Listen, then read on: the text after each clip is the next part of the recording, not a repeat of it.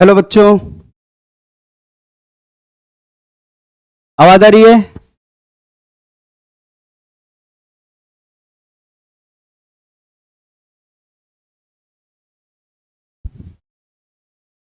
आवाज आ रही है सबको? एक सेकेंड।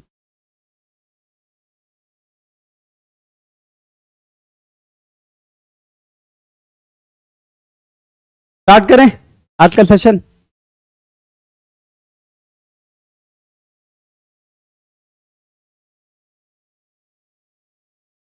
एक सेकेंड।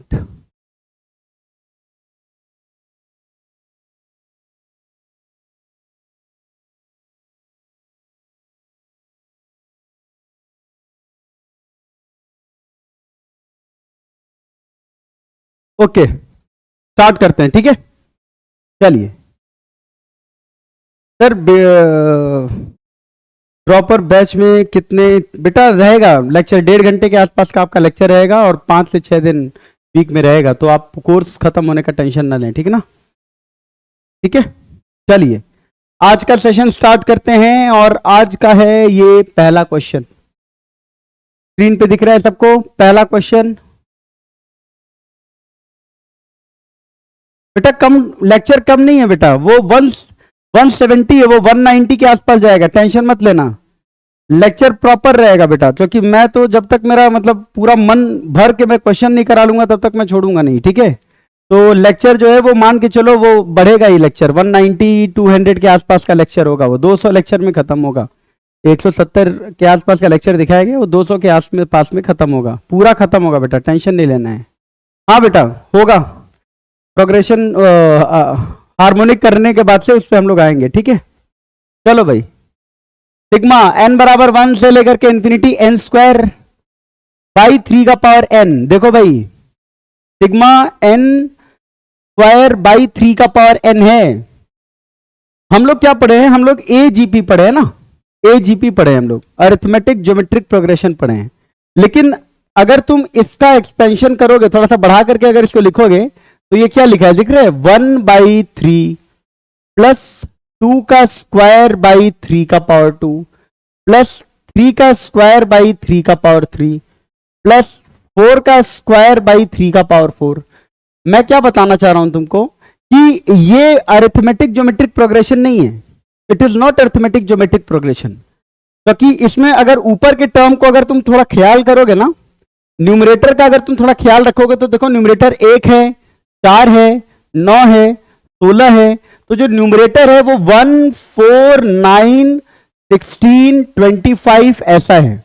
तो ये तो एपी के टर्म्स नहीं है बेटा, these are not terms of AP, ठीक है ना? अगर ये एपी का टर्म नहीं है बेटा, तो जरा ध्यान से देखो, इनके टर्म्स का डिफरेंस करो, इनके टर्म्स का डिफरेंस करो, इनके जो टर्म्स का डिफरेंस है ना वो एपी में है। जो टर्म न्यूमरेटर में लिखे हैं वो खुद एपी में नहीं है, लेकिन उन टर्म्स के डिफरेंस एपी में है, ठीक है? तो अगर इनके टर्म्स के डिफरेंस एपी में है, तो भी आपके क्वेश्चन के करने का तरीका क्या होगा? सेम होगा। क्योंकि देखो, एक बार डिफरेंस करने के बाद ये क्या आया है? एपी में आया है। इसका मतलब जो इस क्वेश्चन को करने का प्रक्रिया है वो तो वही रहेगा, जैसे मैंने ये एक्सपेंड किया हूं वैसे ही रहेगा। इसको तुम लोग एस मान लो, ठीक है? इसके बाद तुम एक काम करो, कॉमन रेशियो ले लो। कॉमन रेशियो बताओ इस केस में कितना है? 1/3। तो इसमें कॉमन रेशियो मल्टीप्लाई कर दो, तो तुमने s/3 मल्टीप्लाई कर दिया। जब s/3 मल्टीप्लाई किया तो 1/3 इंटू 1/3 कितना हो गया? 1/3 स्क्वायर, तो इसके सामने लिख दिए। इसमें 1/3 मल्टीप्लाई किए तो 2 स्क्वायर बाई 3 क्यूब हो गया। इसमें 1/3 मल्टीप्लाई किए तो 3 स्क्वायर बाई 3 का पावर 4 हो गया। और ये सीरीज ऐसे ऐसे पूरा आके जाता गया। अगर इस पूरे सीरीज को आप डिफर कर दोगे, सबको माइनस कर दोगे, तो आपके लेफ्ट में आएगा 2s/3, s माइनस s/3, और राइट में क्या आएगा? 1/3। और जरा देखो, 4 में से 1 घटाओ, 3/3 स्क्वायर, फिर 9 में से 4 घटाओ, 5/3 क्यूब, फिर 16 में से 9 घटाओ, 7/3 का पावर 4। और अब तुम देख पा रहे होगे कि अब जाकर के ये जो राइट साइड में चीजें आई हैं वो क्या है? जरा बताओ। वो जाकर के अब एजीपी का टर्म आया है। तो अगर कभी भी एजीपी ना भी हो ना, तो घबराना मत एकदम।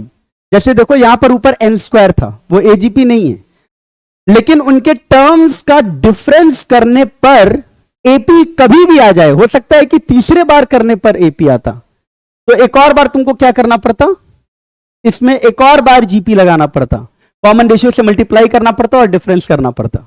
अब देखो ये तुमको देख करके समझ में आ गया होगा कि ये जो चीज है वो तो अब एजीपी आ गई। अब जो तुम्हारे क्वेश्चन करने का तरीका एकदम वैसे ही रहेगा जैसे एजीपी करते हो। कैसे करते हो, इस वाले टर्म में जैसे ये 2s/3 है तो इसमें आप कॉमन रेशियो एक और मल्टीप्लाई कर दोगे, मतलब कितना हो जाएगा बताओ, 2s/9 हो जाएगा, 1/3 और मल्टीप्लाई कर दोगे। जब 1/3 मल्टीप्लाई करोगे तो ये कितना हो जाएगा, 1/3 स्क्वायर। अगला कितना हो जाएगा, 3/3 क्यूब। अगला यहां कितना हो जाएगा, 1/3 मल्टीप्लाई करने पे 5/3 का पावर 4, और ऐसे ही पूरा सीरीज चलता जाएगा। अब अगर तुम इन दोनों का डिफरेंस करोगे तो ये कितना है, 2s/3 यानी 6s/9 है, और ये है 2s/9 यानी लेफ्ट में आ जाएगा 4s/9। पक्की बात है। और ये कितना आ जाएगा जरा देखो, यहां से आ जाएगा 1/3, ये वाला है 3 - 1 यानी 2/3 स्क्वायर। ये कितना है 5 - 3 यानी 2/3 क्यूब, और ये इनफाइनाइट टर्म्स तक का सीरीज चला गया। ये क्या लिखा हुआ है जरा देखो तो, ये जो लिखा हुआ है वो क्या लिखा है, ये लिखा है 4s/9 इक्वल्स टू, इसका जो सम आ रहा है वो क्या आ रहा है, जीपी में आ रहा है, तो इसका सम कितना हो जाएगा इनफाइनाइट जीपी का, a से एक काम करो, पहला वाला टर्म जो है ना वो जीपी में नहीं है, तो पहले वाले टर्म को छोड़ दो, 1/3 लिख दो, और इसको ले लो तुम इनफाइनाइट जीपी का सीरीज, कितना आ जाएगा a/, ठीक है ना, a/1 - r, तो 1 - r कितना हो जाएगा जरा देखो, 2/3 का स्क्वायर है, 1 - r हो जाएगा 1 - 1/3, तो यहां से कितना आ जाएगा जरा देखो तो, 4s/9 इक्वल्स टू 1/3 प्लस ये वाला सीरीज कितना है 2/9 अपॉन 1 - 1/3 यानी कि 2/3, ये आ जाएगा। अब इसका सम कर दो, देख लो कितना आ रहा है, 4s/9 इक्वल्स टू, ये 1/3 है और ये है 2/9 अपॉन 2/3, तो कितना हो जाएगा 2/9 अपॉन 2/3, मेरे ख्याल से 3 हो जाएगा, ठीक है ना। तो ये कितना आ जाएगा 4s/9 इक्वल्स टू 10/3 आ जाएगा, ठीक है। s यहां से कितना आ गया, 4s/9 आ गया शायद 10/3, मैं सही बोल रहा हूं क्या, एक बार कैलकुलेट करके देख लेना भाई, क्या ये सही है, 2/9 अपॉन 1 - 1/3 यानी 2/3, 2/9 अपॉन 2/3 ये गलत हो गया है शायद, 2/9 अपॉन 2/3, तो 2/9 अपॉन 2/3 जो होगा वो 1/3 होगा ना, इसको सही कर लो, कितना हो जाएगा 1/3, ये कितना हो गया 2/3, ठीक है। और यहां से s कितना आ जाएगा 18/12 यानी s आ जाएगा 3/2, s कितना आ गया 3/2, बोलो भाई समझ में आया, क्लियर हो गया सबको बेटा, बोलो। अब देखो पढ़ाने के लिए मैं अभी सोच रहा था कि एचपी पढ़ाने के लिए, लेकिन पहले सोच रहा हूं कि तुम लोग बहुत ज्यादा मेथड ऑफ डिफरेंस और सीरीज पे क्वेश्चन करना चाह रहे हो, है ना, ठीक है। तो मैं सोच रहा हूं पहले तुमको मेथड ऑफ डिफरेंस और सीरीज पढ़ा देता हूं, उसके बाद मैं एचपी पर आऊंगा और फिर जीएम और एचएम पर आऊंगा, ठीक है। तो चलो हम लोग सीरीज पे कुछ क्वेश्चन करते हैं, ठीक है। चलो सीरीज पे पहले मैं आपको कुछ इंपॉर्टेंट चीजें सिखाता हूं, उसके बाद हम लोग क्वेश्चन करेंगे, ठीक है। तो देखना जरा, सीरीज पर हम क्वेश्चन करते हैं, ध्यान से देखना, सीरीज पे बहुत कुछ बताऊंगा आपको, अलग अलग चीज, ध्यान से देखते रहना बस। ये सीरीज की कुछ बेसिक चीजें जो आपको पता होनी चाहिए, सिग्मा नोटेशन, ठीक है। सिग्मा नोटेशन में देखो, सिग्मा AR प्लस BR अगर है, दो चीजों का सिग्मा हो रहा है, AR और BR हो रहा है, R बराबर 1 से लेकर के n तक है, तो अगर दो चीजों का सिग्मा हो रहा है, एडिशन हो रहा है, तो सेपरेट करके तुम सिग्मा को लिख सकते हो। पहली चीज, सिग्मा के अंदर अगर मान लो R जो कि वेरिएबल है उसके साथ एक कांस्टेंट मल्टीप्लाई हो जाएगा, तो तुम कांस्टेंट को क्या कर सकते हो, सिग्मा के बाहर लिख सकते हो। दूसरी इंपॉर्टेंट चीज, तीसरी इंपॉर्टेंट चीज, सिग्मा ऑफ n तुमको पता होना चाहिए, 1 से लेकर के n तक का एडिशन क्या होता है? बोलो। n+1 2n+1/6, बोलो। उसके बाद सिग्मा n स्क्वायर का फॉर्मूला क्या है? n+1 2n+1/6 है, गलती से 2 लिख दिया है, यहां पर 6 होगा। और सिग्मा n क्यूब मतलब 1 क्यूब से लेकर के n क्यूब तक का जो समीशन है वो n+1/2 का होल स्क्वायर है। इसका हम लोग जनरल क्लास में प्रूफ भी कराते हैं, लेकिन मैं यहां पे प्रूफ नहीं कराऊंगा क्योंकि मैं यहां पर आपको कुछ और इंपॉर्टेंट चीजें बताने आया हूं, क्वेश्चन को करने का कॉन्सेप्ट बताने आया हूं। ठीक है, तो चलो देखते हैं। मेरे ख्याल से ये सारी चीजें तुमको क्लियर हो गई होंगी, कोई बहुत बड़ा रॉकेट साइंस नहीं है और सारे बच्चों को ये इन जनरल याद रहता है। आई बात समझ में क्या? चलिए हम करते हैं इस पर रिलेटेड इंपॉर्टेंट क्वेश्चंस। तो इस पर रिलेटेड इंपॉर्टेंट क्वेश्चंस करने के लिए सबसे पहला क्वेश्चन देखो क्या है? Sigma of 1 × 2 × 3 plus 2 × 3 × 4 plus 3 × 4 × 5। आज क्वेश्चन हम लोग थोड़े इंपॉर्टेंट करेंगे, ध्यान से देखना, बहुत कुछ सीखने को मिलेगा भाई। पहली बार जब मान लो इस सीरीज को तुम ऐड कर रहे हो, तो इस सीरीज को करने का एक जो पहला तरीका है, जो बहुत ही बेसिक सा तरीका है, वो क्या है बेटा? कि इस तरीके के क्वेश्चन को पहले तो जनरल टर्म में लिख लिया करो। कैसे टर्म में लिख लिया करो? General term. जनरल टर्म कैसे होगा? देखो, पहला नंबर 1 है, यहां पर 2 है, यहां पर 3 है, मतलब यहां पर तो n आएगा, उसके जस्ट बाद एक ज्यादा और उसके जस्ट बाद इससे एक ज्यादा, मतलब ये जो सीरीज है वो n × n+1 × n+2 है, starting from n = 1 to n। तो एक जो तरीका है वो इसको तो तुम ऐसे लिख सकते हो, देखो क्या, सिग्मा ऑफ ये n है और ये हो गया n² प्लस 3n+2, और फिर इसको लिख लो sigma n × n² n³ plus 3n² plus 2n। तो ये हो जाएगा अलग अलग सिग्मा n³, इसमें सिग्मा n³ का फॉर्मूला लगा देना, प्लस 3n² है तो 3 सिग्मा n² हो गया, इसमें तुम n² का फॉर्मूला लगा देना, n+1 2n+1/6। बेटा बता दिया जाएगा टाइमिंग, बेटा टेंशन नहीं लेना है, ठीक है। और ये हो गया 2n, तो सिग्मा 2n कितना हो जाएगा? 2 टाइम्स सिग्मा n, ठीक है ना। और इसमें सिग्मा n का फॉर्मूला लगा देना है। ये एक तरीका हो गया, ये एक बेसिक थीम है, बेसिक तरीका है जो इन जनरल बच्चे करते हैं। बट जो हम सीखना चाहते हैं वो क्या है? जो हम सीखना चाहते हैं वो है, देखो क्या, मान लो मेरे पास क्वेश्चन आ गया 1 × 2 × 3। अगर कभी भी लगातार सीरीज का क्वेश्चन आ गया, लगातार सीरीज का क्वेश्चन आ गया, तो जरा देखो क्या एकदम बढ़िया सा ट्रिक अप्लाई करोगे। देखो तुम इसमें जनरल टर्म लिख लो, ये तो तुम लिख ही लोगे, हर बच्चा लिख लेता है यार जनरल टर्म, दुनिया का सबसे आसान काम है जनरल टर्म लिखना। तुम इसमें क्या करो? जनरल टर्म लिख लो। जनरल टर्म लिखने के बाद, जनरल टर्म लिखने के बाद, बहुत ध्यान से सुनना, बहुत ध्यान से सुनना, बहुत ध्यान से, जनरल टर्म लिखने के बाद से तुम एक काम किया करो, काम ये किया करो कि n+2 के बाद से, जरा बताओ n+2 के बाद से कौन सा नंबर आता है, वो नंबर लिख लो। देखो मैंने लिख लिया n+3। आई बात समझ में? n+2 के बाद से कौन सा नंबर आता है? ठीक है, n+3। बोलो, n+2 के बाद से आता है n+3, उसमें से माइनस करो n के बाद कौन सा नंबर आता है।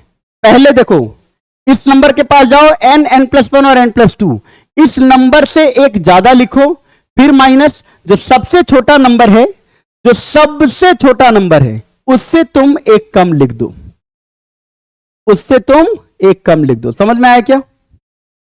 जो सबसे बड़ा वाला नंबर है उससे एक ज्यादा लिखो, फिर माइनस करो, जो सबसे छोटा नंबर है उससे एक कम लिख दो। ऐसा करने से तुम देखो एक्स्ट्रा तुमने क्या किया है, बताओ। एक्स्ट्रा तुमने n से n कटा, 3 और 1 मिला के 4, 4 एक्स्ट्रा मल्टीप्लाई किया है अंदर, तो तुम क्या करो बोलो? 4 से डिवाइड कर लो। क्या ये स्टेप सबको समझ में आया? समझ में आया बेटा? हम सब समझ में आया? बस अब देखो ये कितना लड्डू हो गया, लड्डू हलवा जो कह लो। देखो कैसे, अब जैसे ही तुम इसको किए, ये वाला बताओ क्या हो गया? n+1 n+2 n+3 माइनस, ये क्या हो गया? n-1 n+1 n+2। बताओ ये हो गया क्या? और ये हो गया टेलीस्कोपिक। देखो जरा, सारे के सारे पार्ट कैंसिल होते जाएंगे, क्योंकि इस नंबर में और इस नंबर में इसके ठीक बाद ये वाला नंबर लिखा है, देखो इसके ठीक बाद ये वाला नंबर लिखा है, तो सारे टर्म क्या होते जाएंगे बोलो, कैंसिल होते जाएंगे। रख के देख लो, 1/4 एन की जगह 1 रखो, कितना आ जाएगा 1 2 3 4, एन की जगह 1 रखो, कितना आ जाएगा 0, एन की जगह 2 रखो 2 3 4 5, एन की जगह 2 रखो 1 2 3, ठीक है ना, और 4, एन की जगह 3 रखो 3 4 5 6, एन की जगह 3 रखो 2 3 4 5, समझ में आ रहा है कि नहीं। और एन की जगह एन रखोगे तो एन, n+1, n+2, n+3, और माइनस करके यहां जो नंबर लिखोगे वो क्या हो रहा होगा, देखो ऐसे कैंसिल हो रहा है ना, तो सब कैंसिल हो जाएंगे, बचेगा क्या बोलो, सिर्फ ये वाला टर्म और ये वाला term. Direct answer n, n+1, n+2, n+3 divided by 4। समझ में आया कि नहीं, समझ में आया कि नहीं बेटा। तो अगर कभी भी लगातार नंबर्स मल्टीप्लाइड है ना, तो समझना कि तुम्हारे चुटकियों का काम है, क्या करोगे, इसके जस्ट एक आगे और इसके जस्ट एक पीछे, लगातार हो या सारे के सारे टर्म्स का डिफरेंस 2 का हो, n हो, n+2 हो, n+4 हो, तो क्या करोगे n+6 माइनस n-2। समझ पाए क्या, समझ पाए क्या। लगातार हो या 2 का डिफरेंस हो या 3 का डिफरेंस हो, मतलब हर टर्म का अगला टर्म ना एक प्रॉपर सीक्वेंस एपी का बना रहा हो, मल्टीप्लाई हो रहा हो, तो उस तरीके से तुम उसको क्या करोगे, एडजस्ट कर लोगे। समझ में आया बेटा। चलिए आगे देखते हैं, आगे जरा देखो, एक क्वेश्चन मैं यहां पर लिया हूं, sigma r into r factorial, sigma r into r factorial, एकदम बेसिक सा क्वेश्चन है, बच्चा सा क्वेश्चन है एकदम, ठीक है। इसी क्वेश्चन से अच्छा क्वेश्चन करेंगे, बेसिक से ही आप आगे बढ़ेंगे, क्योंकि बेसिक से आपको पता चलेगा कि क्वेश्चन का नेचर कैसा है, ऐसे क्वेश्चन को सॉल्व कैसे करना होता है, ठीक है। अब जरा बताना मेरे को, अगर मैं इसको सॉल्व करूंगा तो सबसे पहले देखो बेटा, ये आर फैक्टोरियल है, कभी भी फैक्टोरियल रिलेटेड बहुत ध्यान से सुनना भाई, फैक्टोरियल रिलेटेड अगर कभी भी कोई क्वेश्चन आए तो हमेशा 2 फैक्टोरियल का डिफरेंस क्रिएट करने की कोशिश करो। क्या क्रिएट करने की कोशिश करो, 2 फैक्टोरियल का डिफरेंस क्रिएट करने की कोशिश करो। यहां पर देखो, एक फैक्टोरियल के साथ एक फैक्टोरियल मल्टीप्लाइड है, तो तुम एक काम किया करो बेटा, ध्यान से देखना ये स्टेप और हमेशा अप्लाई करना, 2 फैक्टोरियल का डिफरेंस क्रिएट करने की कोशिश करो। देखो यहां पर आर फैक्टोरियल है ना, तो तुम एक काम करो, आर फैक्टोरियल है और यहां पर आर है, तो तुम एक बार 1 ऐड कर लो और 1 सब्ट्रैक्ट कर लो, एक बार 1 ऐड कर लो और 1 सब्ट्रैक्ट कर लो, समझना जरा इसका काम। अब जरा बताओ, r+1 इंटू आर फैक्टोरियल हो गया क्या, ये r+1 इंटू आर फैक्टोरियल क्या हो जाएगा बेटा, r+1 फैक्टोरियल हो जाएगा क्या, r+1 फैक्टोरियल, ठीक है ना बेटा।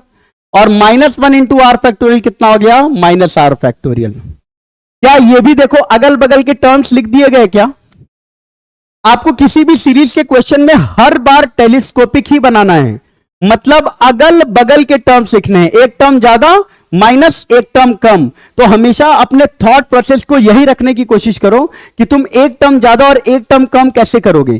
तो कभी भी फैक्टोरियल रिलेटेड क्वेश्चन आए ना, मान लो यहां आर फैक्टोरियल है और यहां आर है, तो हमेशा कोशिश करो कि आर फैक्टोरियल को कुछ r+1 बनाया जाए और आर फैक्टोरियल के साथ एक और आर फैक्टोरियल टाइप की चीज क्रिएट की जाए, ताकि उनका डिफरेंस जो है वो आ सके, ठीक है ना। वही काम हम लोग यहां पर किए हैं। अब जरा देखो, आर की जगह 1 रखो, कितना आ जाएगा 2 फैक्टोरियल, 1 रखो 1 फैक्टोरियल, 2 रखो 3 फैक्टोरियल -2 फैक्टोरियल, 3 रखो 4 फैक्टोरियल -3 फैक्टोरियल, और आर की जगह n रख दे भाई, n+1 factorial minus n factorial. देखो डायगोनल खट खट खट सब कैंसिल हो गया, आंसर कितना आ जाएगा बोलो, n+1 फैक्टोरियल -1, यह आ जाएगा आंसर।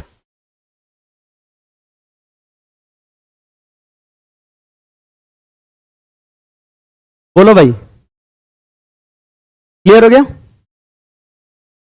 क्लियर, ओके क्लियर हो गया। तो एक बात जरा देखो, एक क्वेश्चन मैं तुमको देता हूं प्रैक्टिस के लिए, try to attempt this question. हाँ Harsh thank you, try to attempt this question. Sigma r बराबर 1 से लेकर के 20 r² + r+1 into r factorial, बहुत सारी चीजें आज देखने को मिलेंगी, ठीक है बेटा। R square plus r plus one into r factorial sigma r बराबर 1 से लेकर के 20 तक। एकदम 2 मिनट देता हूं बेटा, 2 मिनट देता हूं।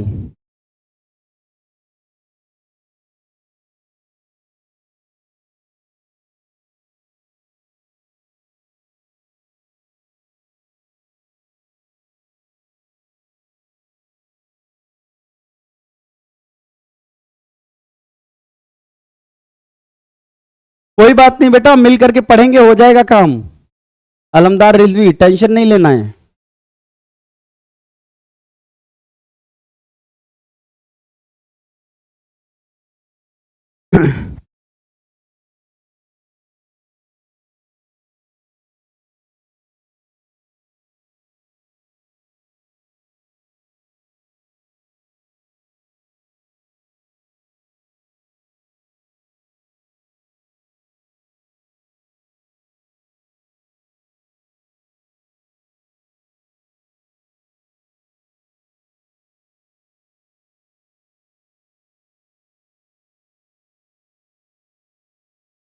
फैक्टोरियल रिलेटेड प्रॉब्लम में बेटा हमेशा, हाँ बेटा एकदम, हमेशा ये ध्यान रखना कि कुछ ना कुछ सब्ट्रैक्ट करना जरूरी है।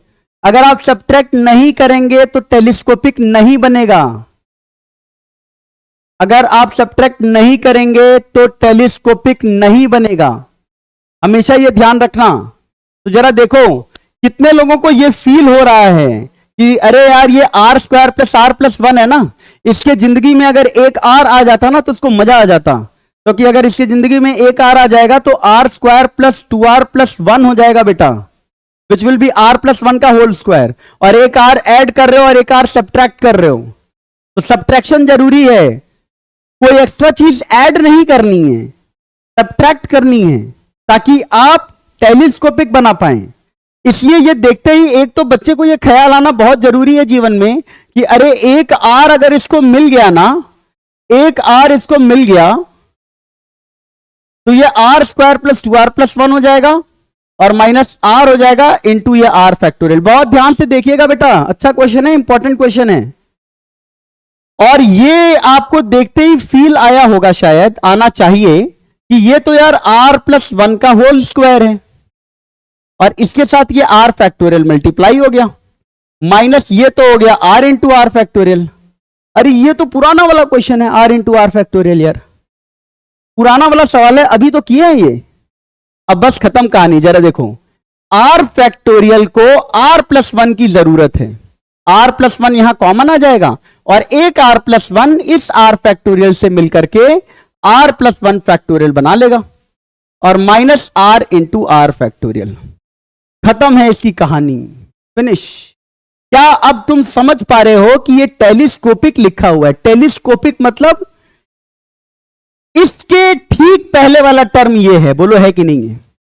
इसके ठीक बाद वाला टर्म ये है, इसके ठीक बाद वाला टर्म ये है, यानी ये दोनों टर्म अगल बगल के हैं। जब अगल बगल के टर्म्स आ जाए तो समझो कहानी खत्म। क्यों? क्योंकि जब अगल बगल के टर्म्स आ जाए तो वो सब डायगोनल कैंसिलेशन होते हैं। ये ध्यान रखना, अगल बगल है क्या? जैसे ही अगल बगल आए, इस कॉन्सेप्ट का नाम ही है अगल बगल, ठीक है ना? तो जैसे ही अगल बगल आए, अब जरा तुम रख के देखो, आर की जगह 1, आर की जगह 1 रखो, कितना आ जाएगा बेटा? 2 into 2 factorial minus 1 into 1 factorial. अब आर की जगह 2 रखो बेटा, 3 इंटू 3 फैक्टोरियल माइनस आर की जगह 2 रखो, 2 इंटू 2 फैक्टोरियल। आर की जगह 3 रखो, 4 into 4 factorial minus 3 into 3 factorial. और अंत में आर की जगह 20 रख लो, 20 इंटू 20 फैक्टोरियल, सॉरी 21 आ जाएगा ना, 21 into 21 factorial, 21 into 21 factorial minus 20 into 20 factorial. Cut cut cut, सब कैंसिल हो गया भाई। आंसर क्या आ गया बताओ? 21 इंटू 21 फैक्टोरियल माइनस 1। समझ में आया कि नहीं? बोलो यस। हर्ष राइट है, बोलो भाई, समझ में आया? क्लियर? आगे चलें, चलो आगे जरा देखते हैं method of difference. Method of difference एक बड़ा ही इंपॉर्टेंट टॉपिक है, बहुत इंपॉर्टेंट चीज मैं यहां पे बताने जाऊंगा आपको, बहुत ध्यान से सुनते रहना यार। मेथड ऑफ डिफरेंस का मतलब क्या है कि कई बार एक ऐसा सीक्वेंस बनता है जो ना तो एपी में होता है, ना तो जीपी में होता है, ना तो एचपी में होता है, लेकिन जब उनके टर्म्स का तुम डिफरेंस करो तो फिर वो एपी या हो सकता है जीपी में भी कन्वर्ट हो जाए। एग्जाम्पल के तौर पे देखना, मान लो मैंने एक सीक्वेंस लिखा 3 7 13 21 और 31।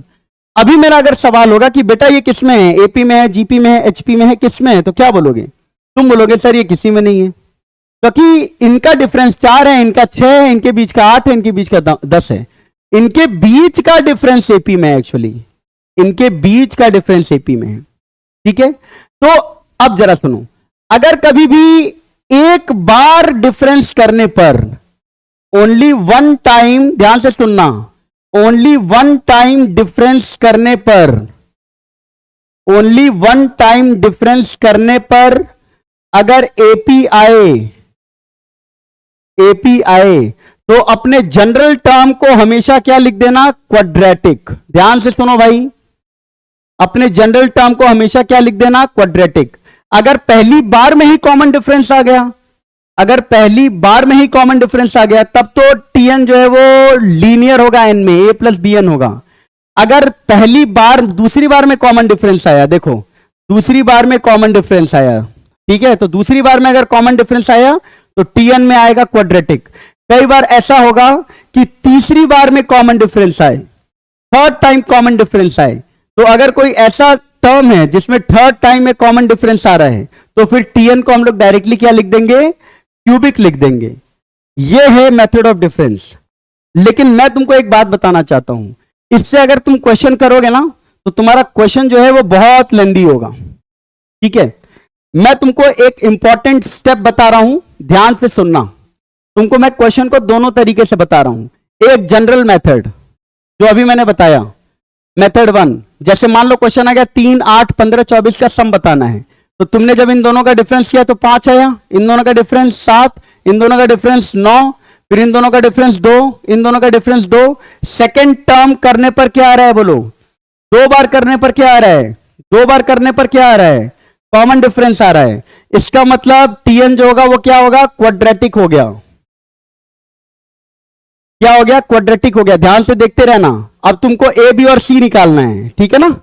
ए बी और सी निकालना है तो तुम क्या रखोगे? एन की जगह 1 रख लो यार। 1 रखोगे क्या मिलेगा बेटा? ए प्लस बी प्लस सी। उसकी वैल्यू किसके बराबर है? 3 के बराबर। एन की जगह 2 रखो, कितना आ जाएगा? 4a प्लस 2b प्लस सी, कितना है? 8 है। और एन की जगह 3 रखो, कितना होगा?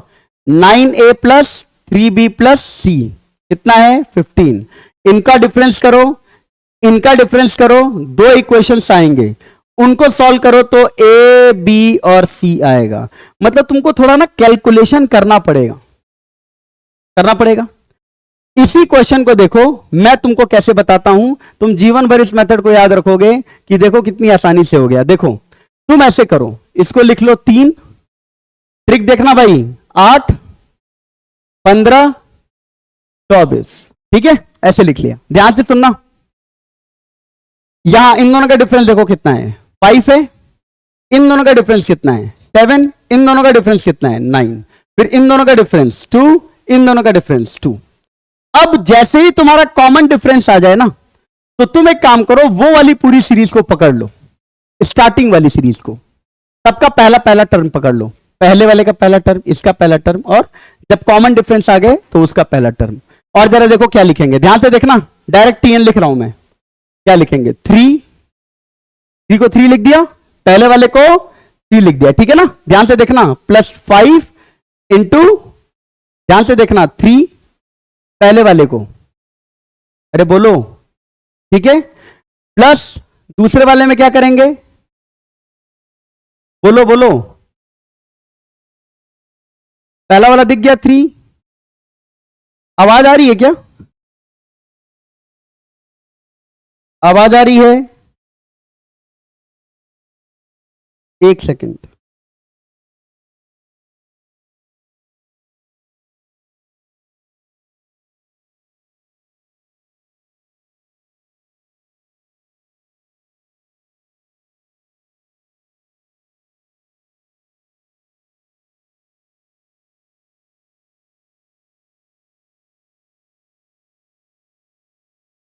एक सेकंड बेटा,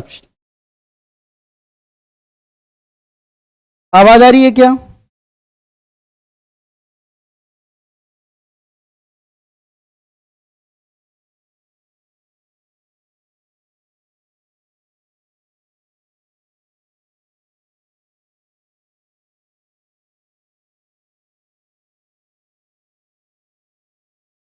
आवाज आ रही है ना? कुछ बच्चे बोल रहे थे प्रॉब्लम है। ठीक ठीक ठीक, अब दिख रहा है मेरे को। यहां देखो 3 लिख दिया। ये समझ में आया मैंने क्या किया इस स्टेप में बेटा? ये सारा टर्म लिखा, फिर इनके डिफरेंस को मैंने लिख दिया। यहां क्या लिख दिया? 3। 5 के साथ देखो मैं क्या लिख रहा हूं। 5 के साथ हर बार क्या लिखोगे? n-1। सेकंड वाले वाले के साथ n-1। 2 के साथ n-1 n-2 बाई 2। ये याद रखना बस, आगे आंसर तुम्हारा। यहां लिख दिए 3, यहां लिख दिए 5, और इस 5 के साथ n-1 को मल्टीप्लाई करेंगे, याद रखना। उसके बाद इस 2 के साथ n-1 n-2 बाई 2 को मल्टीप्लाई करेंगे। आई बात समझ में? अच्छा, अब जरा देखो, देखो डायरेक्टली तुम्हारा tn आ गया। कितना आ गया जरा देखो, ये इससे कैंसिल होगा, n into n n square आ गया। 5n और -3n कितना आ गया? 2n आ गया। कांस्टेंट जरा देखो कितना आएगा यहां पे कांस्टेंट 2 है, यहां पे कांस्टेंट 3 है, तो 2 + 3 5, 5 - 5 कितना हो गया? 0। देखो ध्यान से, ये तुम्हारा सीरीज बनके तैयार है। देखो ये सीरीज आ गया तुम्हारा, पूरा कैलकुलेशन आ गया। ध्यान से देखो, सही आया है। n की जगह 1 रखो, पहला टर्म 3, n की जगह 2 रखो, 4 + 4 8 आ गया। n की जगह 3 रखो, 9 + 6 15 आ गया। n की जगह 4 रखो, 16 + 8 24 आ गया। क्लियर हुआ क्या? क्लियर हुआ? कैसे किया समझ में आया? तुमने क्या किया? 3 8 15 24, उसके बाद इन दोनों का डिफरेंस 5, इन दोनों का डिफरेंस 7, इन दोनों का डिफरेंस 9, फिर इन दोनों का डिफरेंस 2, इन दोनों का डिफरेंस 2। पहले वाले रो को सबको पकड़ लो, ठीक है। उसके बाद यहां तुमने 3 लिखा, इस 5 को n-1 से मल्टीप्लाई करना है। ध्यान से देखना, इस 2 को n-1 n-2 बाई 2 से मल्टीप्लाई करना है। अगर मान लो दूसरी बार कॉमन डिफरेंस नहीं आया, ध्यान से सुनना ये वाली बात, दूसरी बार कॉमन डिफरेंस नहीं आया, तीसरी बार कॉमन डिफरेंस आया, तो जब तीसरी बार कॉमन डिफरेंस आएगा तो टीएन जनरली क्या बनता है? क्यूबिक बनता है ना। टीएन क्या बनता है? क्यूबिक बनता है। तो तीसरे वाले टर्म के साथ देखो, जैसे इन दोनों का डिफरेंस अभी 0 है ना, तो समझो 0 को मल्टीप्लाई करना, n-1 n-2 n-3 बाई 6, इससे मल्टीप्लाई करना है। अगर 3 बार में जाकर के कॉमन डिफरेंस आए तो उस वाले कॉमन डिफरेंस को मल्टीप्लाई करना है n-1 n-2 n-3 बाई 6। अब जब तुम्हारा ये tn आ गया तो क्या तुम बहुत आसानी से sn नहीं निकाल पाओगे? क्योंकि sn होता क्या है जरा बताओ? sn होता है सिग्मा tn। सिग्मा tn क्या होता है बताओ? Sigma n square plus 2n। अब तो तुम बहुत आराम से निकाल लोगे यार। Sigma n square plus 2n क्या होगा? Sigma n square plus 2 times sigma n। Sigma n square क्या होता है? n+1 2n+1 by 6 plus n into n+1 और बाई 2 तो मल्टीप्लाई हो गया है। अब इसको सॉल्व कर लेना, तो एलसीएम आ जाएगा n+1 बाई 6, ये एलसीएम आ गया बाहर कॉमन, और साथ में आ जाएगा ये 2n+1, और n+1 बाई 6 लिखे हो तो यहां 6 ऐड कर देना। ये आंसर हो गया। बोलो समझ में आ गया क्या भाई? समझ में आ गया ये चीज? क्लियर है? ठीक है। अब जरा देखो, अब मैं आपको ये प्रॉब्लम देता हूं, यहां ध्यान से देखो, एकदम जल्दी से करके बताओ, जल्दी से जनरल टर्म निकाल के बताओ 1 मिनट के अंदर। देखो यही सारी चीजें हैं जो तुमको आगे बढ़ाएंगी औरों से, यही सारी चीजें हैं जो तुमको आगे बढ़ाएंगी औरों से, जो तुम्हारा टाइम बचाएंगी। इसको कर लोगे तो तुम 2 क्वेश्चन केमिस्ट्री में ज्यादा कर लोगे, क्योंकि जो 4 मिनट वहां दोगे इसको शायद 1 मिनट या 30 सेकंड के अंदर लिख लोगे। जल्दी से इसका आंसर बताओ मेरे को, जनरल टर्म जल्दी से, विद इन 1 मिनट मेरे को जल्दी से जनरल टर्म बताओ।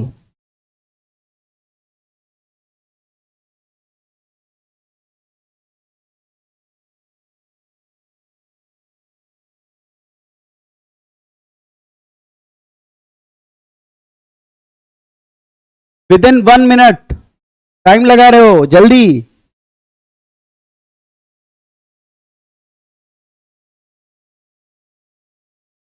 बेटा अब शुरू हो जाएगा 12th की क्लास, 12th की क्लास शुरू हो जाएगी बेटा।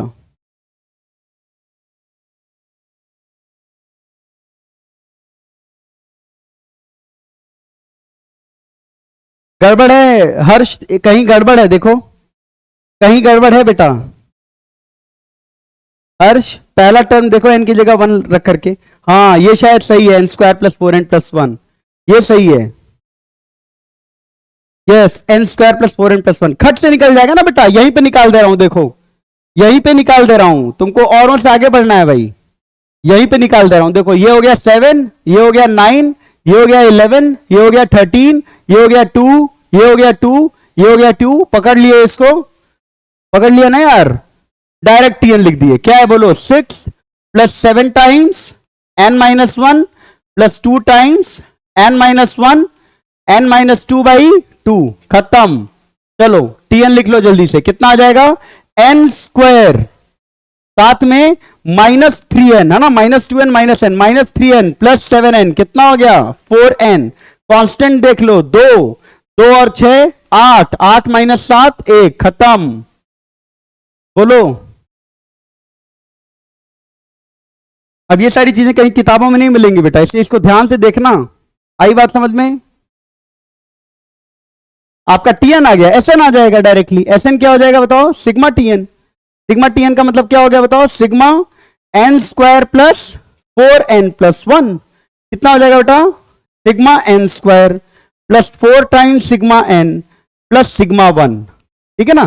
सिग्मा n² का फॉर्मूला लगा लो अब, nn + 1 2n + 1/6 plus 4 times sigma n, 4 times sigma n कितना हो जाएगा बेटा, 4 टाइम्स सिग्मा n कितना हो जाएगा, 4 × n + 1/2, 1 ऐड हो रहा है कितनी बार, n बार, कितना हो जाएगा, n हो जाएगा। एलसीएम लेके कर लोगे ना यार, कर लेंगे। आगे चलें क्या हम लोग, आगे चलें। 3 बार अगर आएगा डिफरेंस तो भी कर लोगे ना भाई, अगर तीसरी बार में डिफरेंस आएगा तो कर लोगे कि नहीं, thumbs up in the chat. तीसरी बार अगर आएगा तो कर लोगे ना, पक्का, ठीक है। चलो आगे जरा देखो, आगे देखो, कई बार ऐसा भी हो सकता है, देखो ध्यान से, कुछ बार ऐसा हो सकता है कि जब तुम्हारे पास टर्म्स का समीशन आए तो टर्म्स का डिफरेंस जो है वो एपी में ना हो बल्कि जीपी में हो जाए। फॉर एग्जांपल देखो, 1 4 का एडिशन मतलब डिफरेंस 3, फिर इन दोनों का डिफरेंस 6, इन दोनों का डिफरेंस 12, इन दोनों का डिफरेंस 24, दिखा क्या, टर्म्स का डिफरेंस एपी में नहीं है, टर्म्स का डिफरेंस एपी में नहीं है, किसमें है टर्म्स का डिफरेंस, जीपी में है।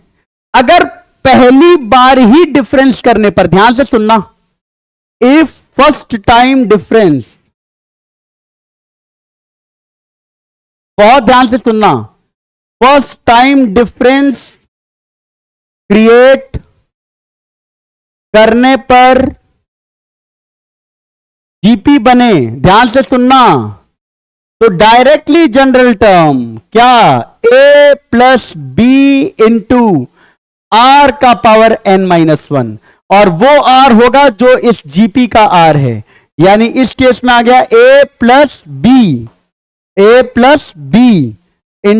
2 का पावर n-1, ये हो जाएगा इसका जनरल टर्म।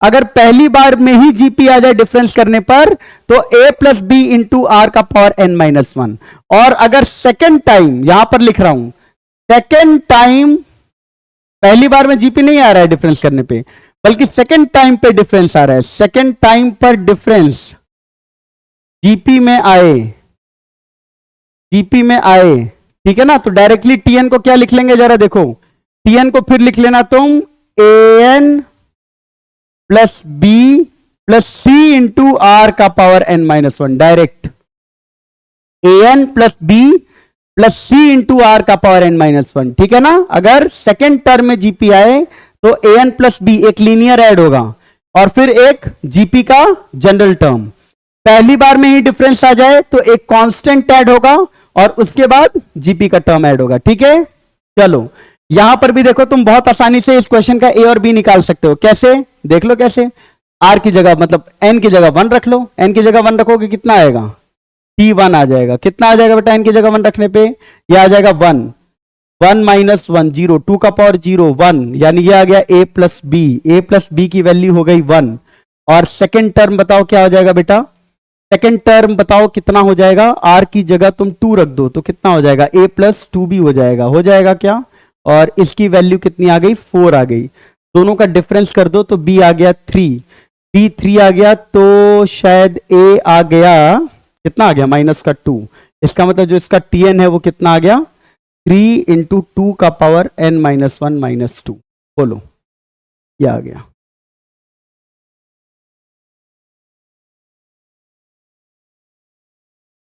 हाँ एकदम सही बात है, आई बात समझ में, ठीक है ना, ठीक है, ओके। नेक्स्ट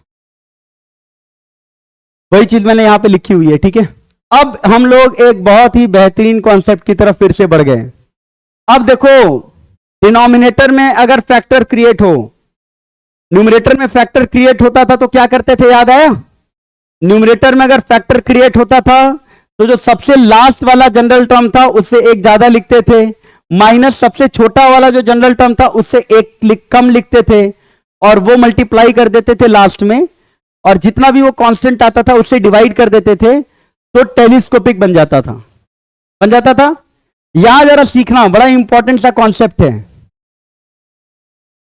फंक्शन होगा बेटा, रिलेशन एंड फंक्शन सबसे इंपॉर्टेंट, फंक्शन चैप्टर से चालू करेंगे, कैलकुलस से चालू करेंगे हम लोग प्रॉपर में, ठीक है। यहां जरा देखना, यहां सबसे पहले तो तुम एक काम करो, इसका जनरल टर्म लिख दिया करो। बहुत ध्यान से सुनना बेटा, बहुत तरीके की बात है ये, एक लाइन में आंसर आएगा अभी। और लास्ट वाला टर्म लिख लिया करो, जनरल टर्म लिख लिया करो, लास्ट वाला टर्म लिख लिया करो। देखो मैं लास्ट वाले का जनरल टर्म लिख दिया, ठीक है ना। अब जरा देखो, ठीक है, अब जरा देखो, डायरेक्ट डायरेक्ट आंसर एक लाइन में। पहले वाले टर्म का आखिरी टर्म छुपा दो, पहले वाले टर्म का लास्ट वाला टर्म छुपा दो। तो 3 को छुपा दिया तुमने, पहले वाले टर्म का लास्ट टर्म छुपा दिया तुमने, समझे। बस पहले वाले टर्म का लास्ट टर्म छुपा दो, कितना आ गया 2। लास्ट वाले टर्म का पहला वाला टर्म छुपा दो, कितना आ गया n+1 n+2। और लास्ट टर्म और फर्स्ट टर्म का डिफरेंस ले लिया करो, कितना आ गया 2, उसको डिवाइड कर दिया करो, क्या आ गया आंसर, फाइनल आंसर आ गया। देखो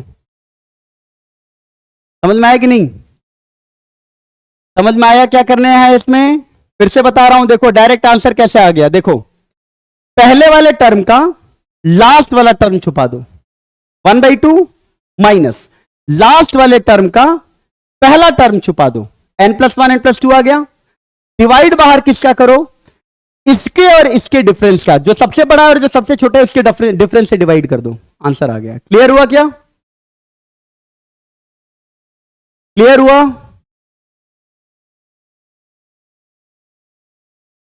अरे चैट में बताओ क्लियर हो गया क्या। हाँ वो भी ठीक है बेटा, लेकिन ना ये बहुत बहुत तुम्हारा टाइम बचाएगा। अभी तुम क्वेश्चन करोगे तो तुम देखोगे, अभी क्वेश्चन करोगे तो तुम देखोगे कि ये तुम्हारा बहुत टाइम बचाएगा बेटा, बहुत ही ज्यादा टाइम बचाएगा, ठीक है ना। पार्शियल फ्रैक्शन कोई दिक्कत नहीं है उसमें, लेकिन ये तुम्हारा बहुत टाइम बचाने वाला है, ठीक है ना। ये आ गया। अभी इस क्वेश्चन में कहता कि इन्फिनाइट टर्म का सम क्या होगा, सम ऑफ इन्फिनाइट टर्म मान लो पूछ देता, क्वेश्चन में पूछ देता सम ऑफ इन्फिनाइट टर्म, तो सम ऑफ इन्फिनाइट टर्म डायरेक्टली क्या करते जरा बताओ, 1/2 अगर इन्फिनाइट टर्म पूछा होता तो n की जगह इंफिनिटी रखते, तो अगर इन्फिनाइट टर्म पूछा होता तो n इंफिनिटी होता, और अगर n इंफिनिटी होता तो मुझे बताओ नीचे इंफिनिटी बैठ जाता क्या, क्योंकि अगर n इंफिनिटी होता तो इंफिनिटी इंटू इंफिनिटी, नीचे इंफिनिटी बैठता, 1/इंफिनिटी कितना हो जाता 0, तो आंसर कितना हो जाता बताओ, इन्फिनाइट टर्म का सम कितना हो जाता 1/4। समझ में आया कि नहीं, बोलो एकदम, ठीक है ना। इस चीज को जरा फील करो, इंपॉर्टेंट है ये। देखो फिर से एक बार मैं एक और बता रहा हूं, देखो 1 अपॉन मान लो 1 इंटू 2 इंटू 3 इंटू 4 आ गया, प्लस 1/2 × 3 × 4 × 5 आ गया, ध्यान से देखना, प्लस लास्ट में आ गया 1/n, n+1, n+2, n+3। इसका सम करना है, खट से कर लेंगे। क्या, जरा बताओ मैंने क्या बोला? पहले का आखिरी छुपा लो, कितना आ गया? 1/6। आखिरी छुपाए तो 1 × 2 × 3 आया ना, माइनस आखिरी का पहला छुपा लो, आखिरी का पहला छुपाओ, पहला छुपा दिए तो n छुप गया ना भाई, बचा कितना? n+1, n+2, n+3, ठीक है। और फिर क्या करो, इन दोनों का डिफरेंस ले लो, इसका और इसका डिफरेंस है ना, सबसे बड़े और सबसे छोटे का डिफरेंस ले लो, कितना आ गया? 1/3। यह आंसर है इसका, ठीक है। नहीं तो इसका जनरल तरीका क्या है, इसका जनरल वे क्या है क्वेश्चन को सॉल्व करने का, उसका बस एक तरीका मैं तुमको बता दे रहा हूं। जनरल क्या तरीका है? बहुत सिंपल है। जनरल तरीका यह है कि आप ऐसे क्वेश्चन में सबसे बड़ा जो नंबर है और जो सबसे छोटा नंबर है उसका डिफरेंस ले लो। तो जब तुम सबसे बड़ा और सबसे छोटा ले लोगे तो आएगा कितना? ऊपर 3 आ गया, तो तुम 1/3 से डिवाइड कर लो, ठीक है ना। और अब जरा देखो, जब n+3 से n+3 कैंसिल होगा तो यह आएगा 1/n, n+1, n+2, ठीक है, माइनस, और n और n से कैंसिल होगा तो यह आएगा 1/n+1, n+2, n+3। और अब तुम देख सकते हो कि अगल बगल के टर्म्स लिखे हैं, इससे एक ज्यादा ये लिखा हुआ है, तो सारे टर्म कैंसिल होते जाएंगे पहले और आखिरी को छोड़ करके। बोलो,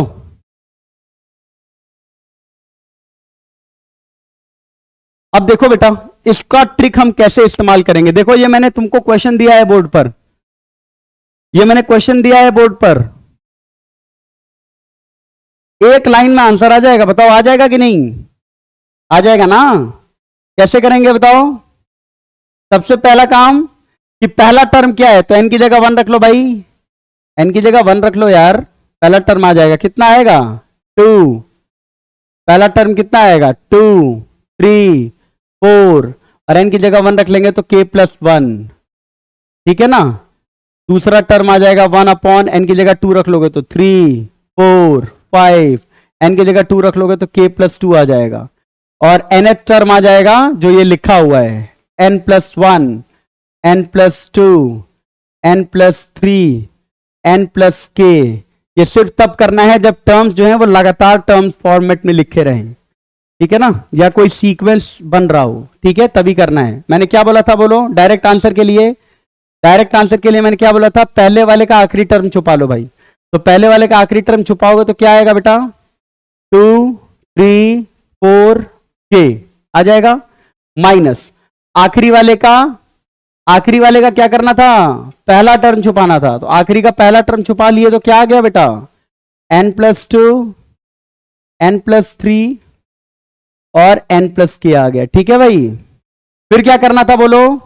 फिर तुमको सबसे बड़े और सबसे छोटे का डिफरेंस डिवाइड कर देना था, तो k+1 और 2 को घटाओ, या n+k और n+1 को घटाओ, कितना आ गया? k-1 आ गया, उसको तुम मल्टीप्लाई कर दो बाहर जाकर के, बस खत्म। कितना आ जाएगा? 1/k-1 के साथ ये जरा देखो नंबर ध्यान से, 1 से लेकर के k तक का मल्टीप्लीकेशन है, तो 1 से लेकर के k तक का मल्टीप्लीकेशन कितना होगा बेटा? k फैक्टोरियल होगा, माइनस n देखो कहां तक जा रहा है, इंफिनिटी तक जा रहा है ना, तो n अगर इंफिनिटी तक जाएगा बेटा तो ∞+2, ∞+3, ∞+k, ये सब नीचे इंफिनिटी बैठा है तो ये सब 0 हो गया क्या?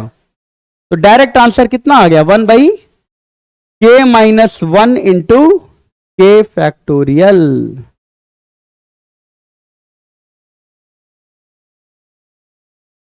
हाँ बेटा, उसमें भी कर सकते हैं, उसमें भी कर सकते हैं।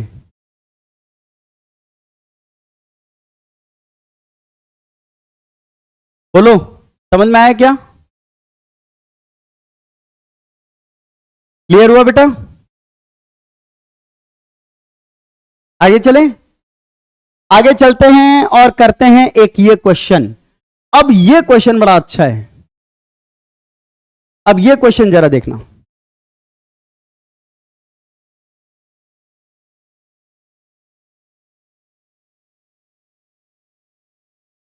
बोलो, ये क्वेश्चन जरा देखो, it's a very good problem, try to attempt this question.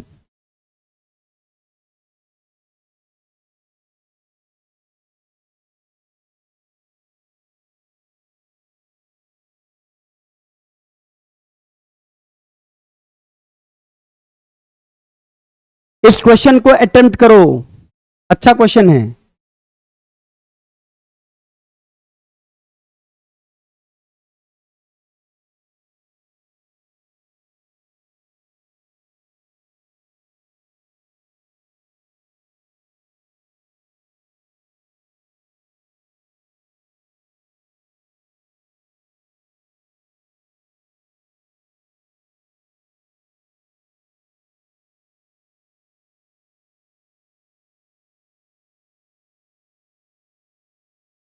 देखो बेटा, लक्ष्य मैं फिर से एक्सप्लेन कर रहा हूं, इसमें बुद्धि लगेगा हर्ष? लक्ष्य बेटा मैं देखो फिर से एक्सप्लेन कर रहा हूं, देखो बेटा कोई दिक्कत नहीं है ना। देखो इसमें क्या करना है बेटा, मैंने क्या बोला कि पहला टर्म लिखो और आखिरी टर्म लिखो कॉमन, मतलब जनरल टर्म में। उसके बाद क्या करो कि पहले वाले टर्म में पहले वाला जो टर्म लिखा है उसका आखिरी टर्म छुपा दो।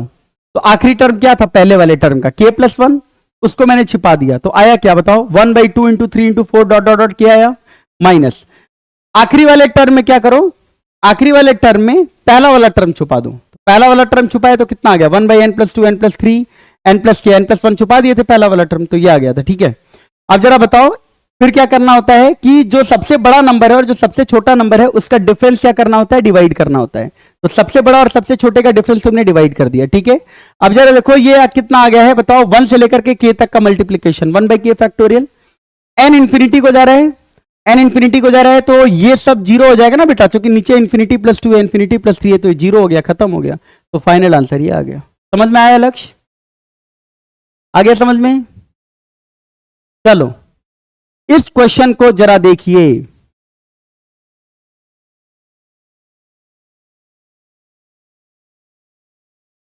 इस क्वेश्चन को जरा देखिए। Thank you Aarna and Aditya. इस क्वेश्चन को जरा देखिए, ठीक है। अब जरा देखो, इस क्वेश्चन को देखने के लिए सबसे पहला काम, बहुत ध्यान से देखना भाई, सबसे पहला काम जनरल टर्म।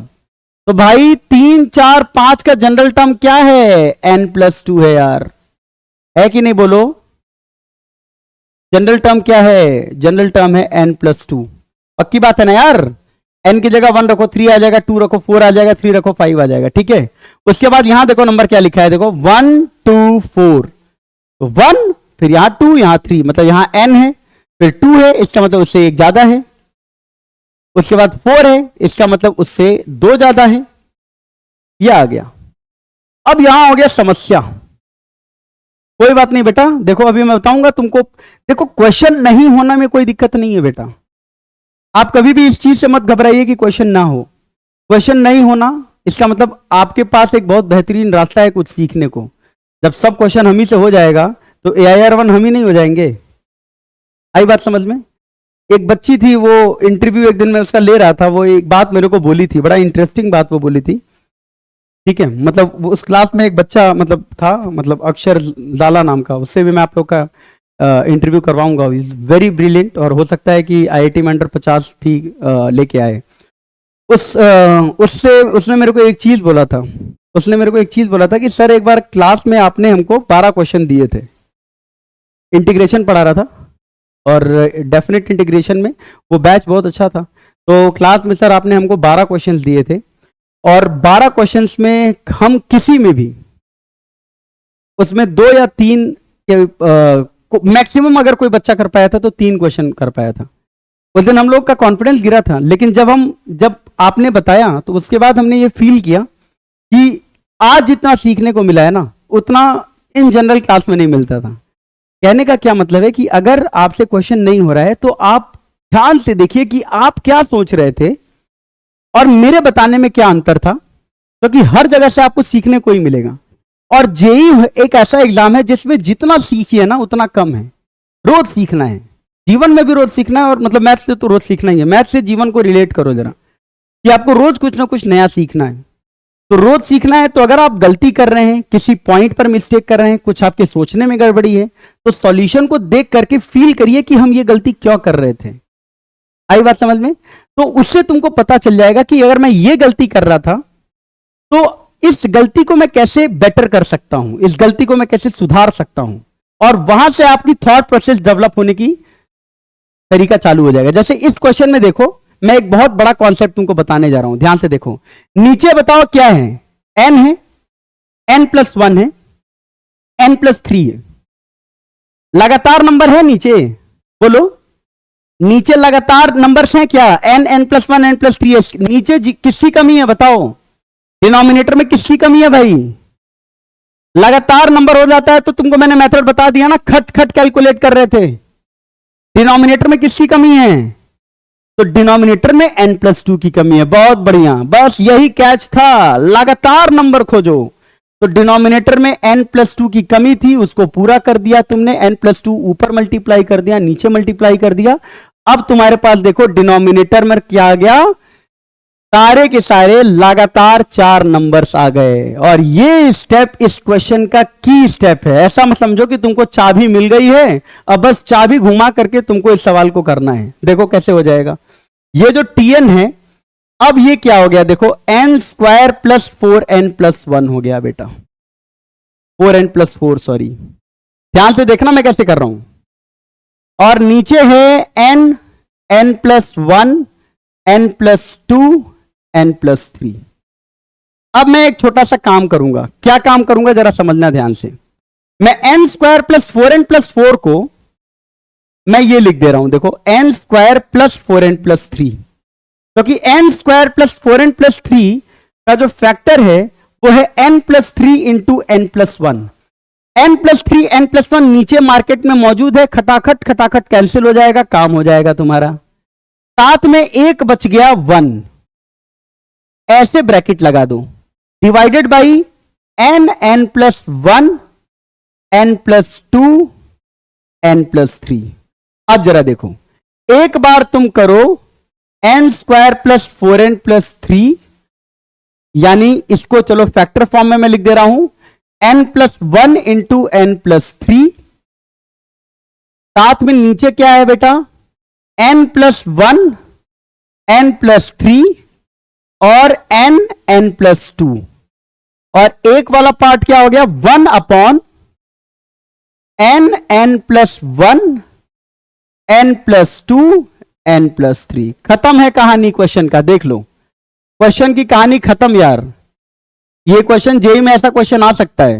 अब ये कितना हो गया जरा बताओ?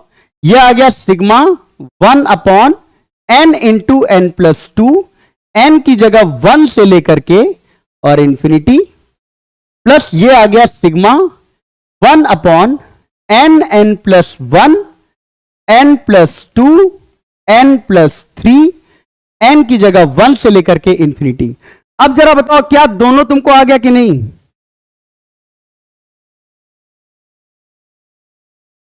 बोलो, क्या ये दोनों आ गया क्या तुमको?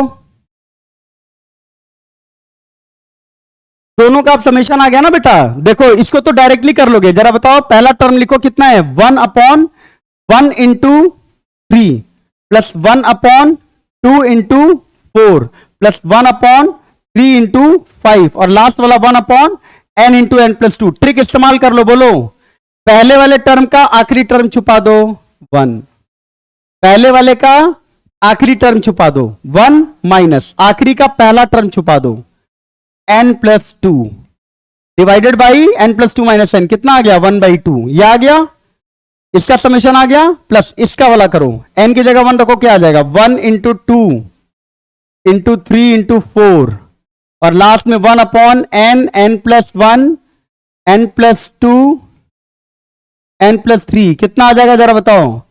पहले वाले का आखिरी टर्म छुपा दो 1/6 माइनस आखिरी वाले का पहला टर्म छुपा दो n+1, n+2, n+3 और डिवाइडेड बाई कितना हो जाएगा? बोलो, 1/3। बोलो, n इंफिनिटी को जा रहा है ना, n कहां जा रहा है? इंफिनिटी को। n इंफिनिटी को जाएगा तो ये 0 हो जाएगा, ये भी 0 हो जाएगा। आंसर कितना हो गया बताओ? 1/2 प्लस 1/18 कितना हो गया? 9/18 प्लस 1/18, 10/18, 5/9। समझ में आया कि नहीं बोलो? समझ में आया सबको? हट रहा हूं, ध्यान से देखो, समझ में आया सबको? हर क्वेश्चन से सीखने को मिलना चाहिए भाई। समझ में आ गया?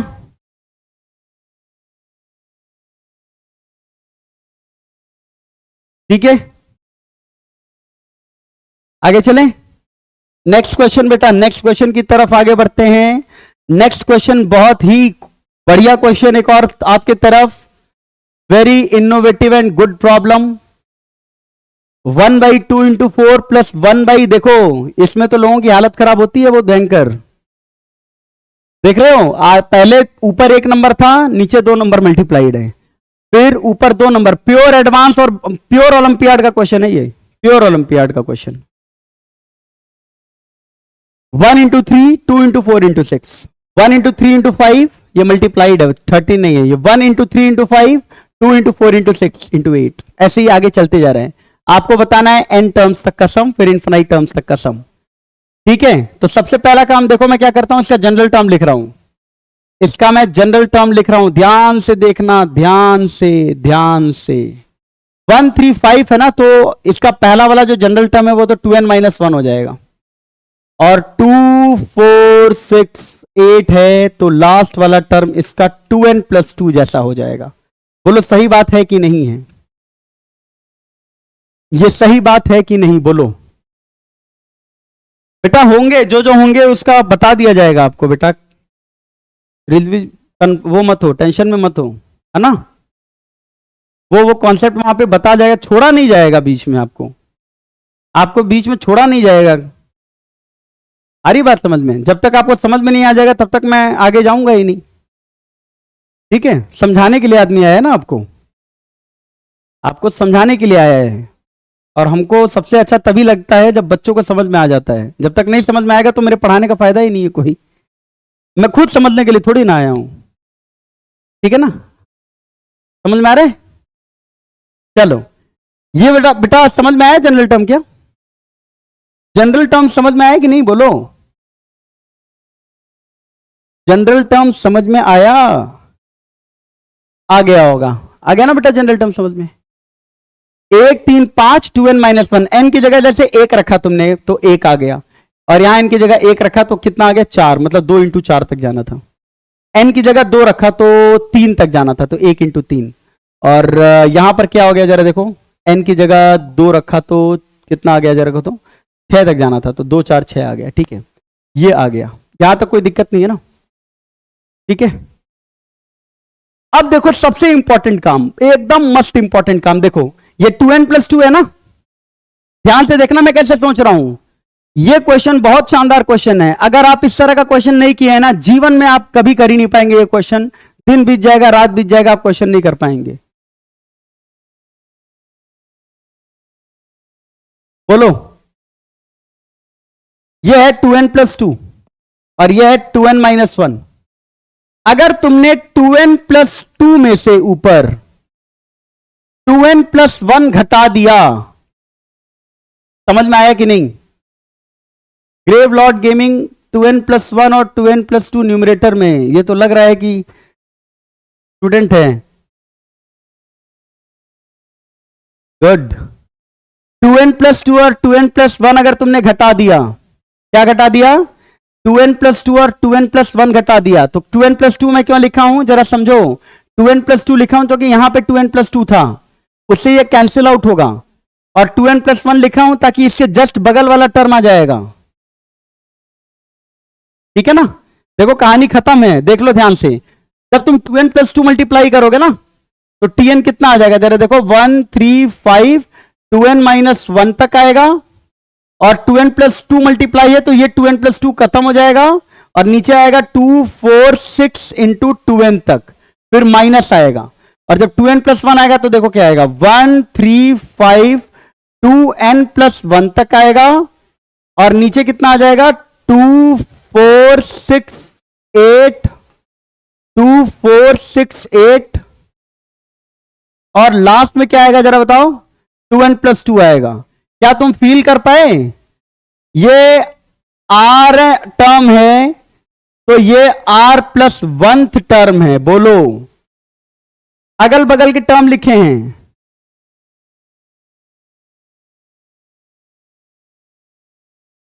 बोलो, क्या तुम ये फील कर पाए क्या कि अगल बगल के टर्म लिखे हैं? बेटा देख, 2n-1 तक गया, ये 2n+1 तक गया, इसके जस्ट बगल वाला टर्म ये है। तो ये वाला स्टेप जो है वो क्या है? रामबाण स्टेप है, रामबाण स्टेप। इसको ध्यान में रखना है आपको, ये रामबाण स्टेप है भाई। ठीक है, लगातार अगर नंबर मल्टीप्लाइड होते रहे तो लास्ट वाला जो नंबर है वो लिखो और उससे कम लिखो, ताकि ये और ये कैंसिल आउट हो जाए, यहां तक आ जाए, और लास्ट वाला जो लिखोगे तो इसके ठीक बगल वाला स्टेप आ जाएगा। समझ में आया क्या? हम सब करो, समझ में आया तो सब लोगों को।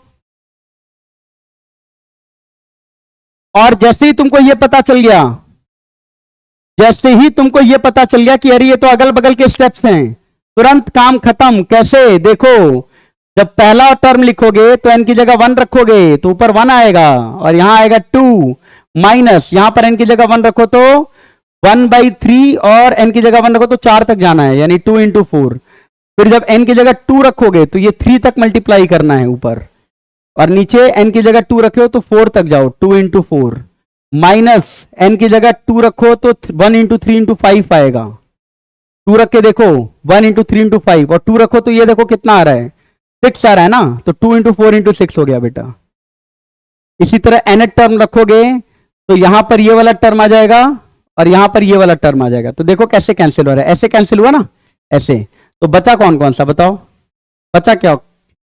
बचा एक तो 1/2 माइनस ये वाला टर्म, ये वाला टर्म 1 × 3 × 5 2n+1 अपॉन 2 × 4 × 6 × 2n+2। बोलो समझ में आया कि नहीं? ये बचा ना, ये आंसर हो गया।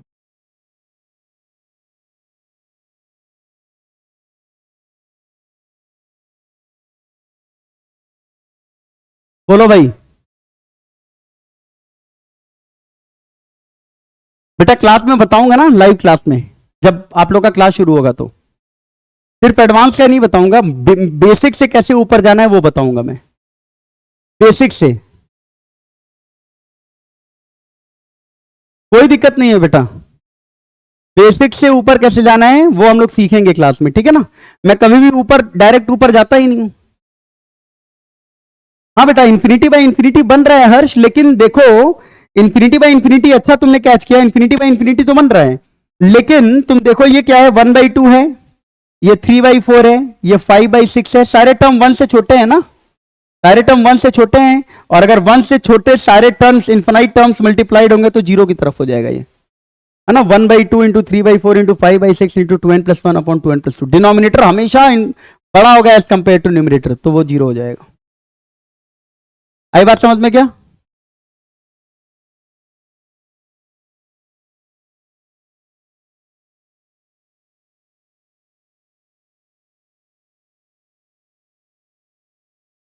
एकदम बेटा 100%, उसमें कोई दो राय नहीं होगी, टीम बहुत अच्छी है। ठीक है, आगे चले हम लोग, आगे चले, चलते हैं आगे ना। आगे चलने से पहले देखो एक और बड़ा इंपॉर्टेंट सा क्वेश्चन मैं कराता हूं, अच्छा क्वेश्चन, इंपॉर्टेंट क्वेश्चन, ये जरा देखो, very very very important question for IIT JEE. आज का क्लास थोड़ा सा एडवांस ओरिएंटेड था, ठीक है ना। ये बहुत ही अच्छा और इंपॉर्टेंट क्वेश्चन है, जरा देखो तो।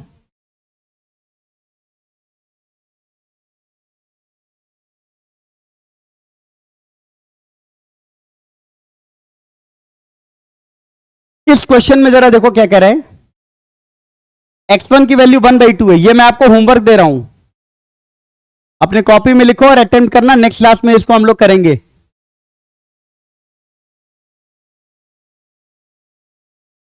नेक्स्ट क्लास में हम इसको करेंगे, ठीक है। ये होमवर्क है, कॉपी में लिख लो, नेक्स्ट क्लास में इसे अटेम्प्ट करेंगे हम लोग, आप इसे अटेम्प्ट करना, ठीक है? ठीक है,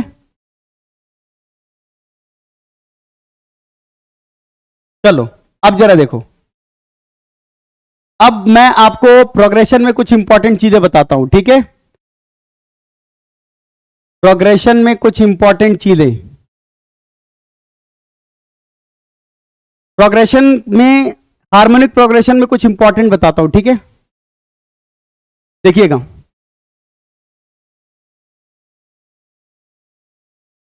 ठीक है?